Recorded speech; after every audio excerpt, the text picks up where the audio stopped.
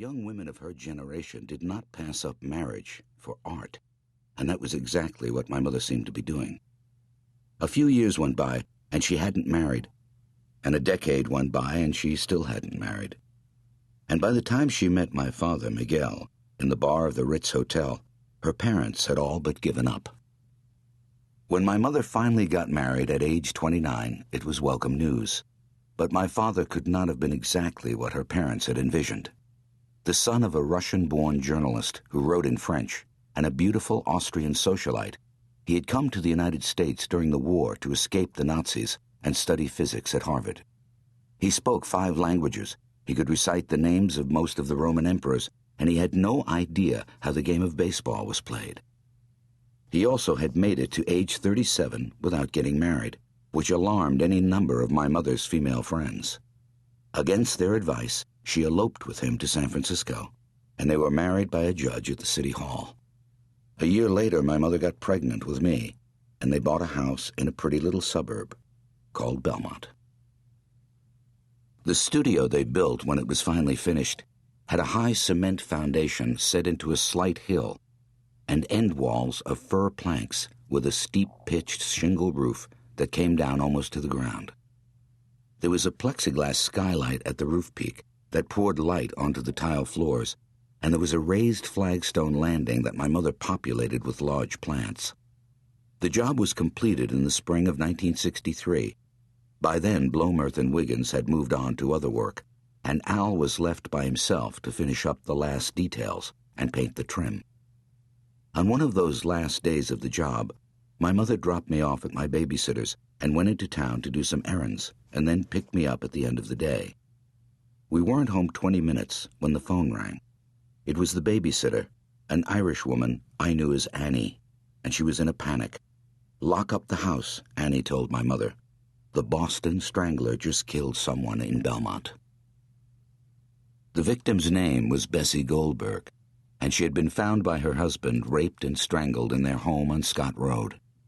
Several days earlier, a 68-year-old woman named Mary Brown had been raped and bludgeoned to death in the small town of Lawrence, north of Boston.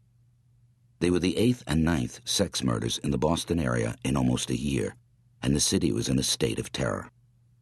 My mother rushed out to the studio, where Al was painting on a ladder, and told him the news. "It's so scary," my mother remembers telling him. "I mean, here he is in Belmont, for God's sake."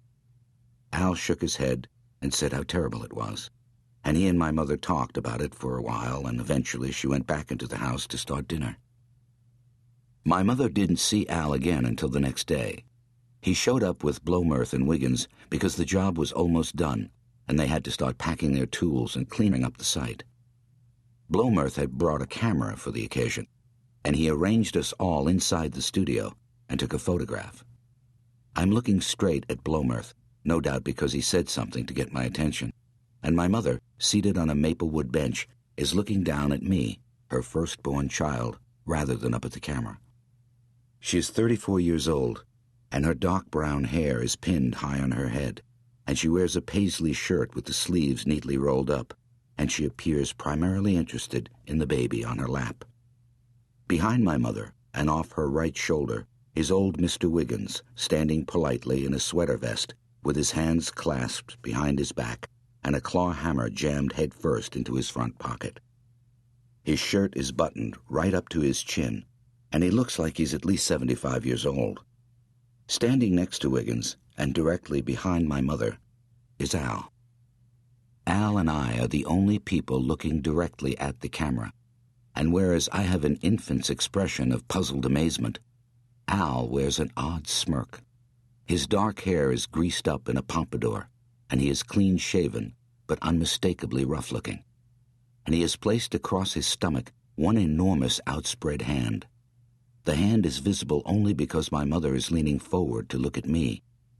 The hand is at the exact center of the photograph, as if it were the true subject around which the rest of us have been arranged. 2. It wasn't until Israel Goldberg started putting the food away in the kitchen that he realized something was wrong. His wife Bessie had asked him to pick up frozen vegetables and cheese on his way home from work. But when he pushed open the front door and called out her name, all he heard was the radio. That was odd. Bessie had hired a cleaning man to help get the house ready for a dinner party that night, and Israel had expected to find them both at work when he arrived home. Instead, the house was deserted, and there wasn't even a note. "Bess?" he shouted from the kitchen, but still no one answered, and that was when his puzzlement turned to fear. He dropped his overcoat on the floor and ran upstairs, calling his wife's name as he went. He checked their bedroom. He checked their closets. He checked the spare bedroom. He checked their daughter's old bedroom. No one. Outside, Israel could hear the shouts of children playing kickball on the street. A boy named Dougie Dreyer was single-handedly scoring run after run against an assemblage of neighborhood girls.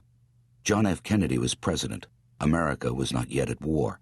And Belmont, Massachusetts, where he and his wife had moved 10 years earlier, was arguably the epitome of all that was safe and peaceful in the world. There were no bars or liquor stores in Belmont. There were no poor people in Belmont. There were no homeless people in Belmont. There were no dangerous parts of Belmont or poor parts of Belmont or even ugly parts of Belmont. There had never been a murder in Belmont. It was, until the moment Israel Goldberg went back downstairs and finally glanced into the living room, the ideal place to live. The first thing he noticed was his wife's feet, which protruded from behind the corner of the wall. Israel stepped into the living room to investigate.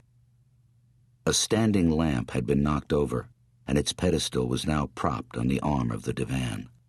Between the lampshade and the knocked-over lamp lay the immobile body of his wife. Bessie Goldberg was on her back with her skirt and apron pulled up and her legs exposed. One of her stockings had been wound around her neck, and her eyes were open, and there was a little bit of blood on her lip.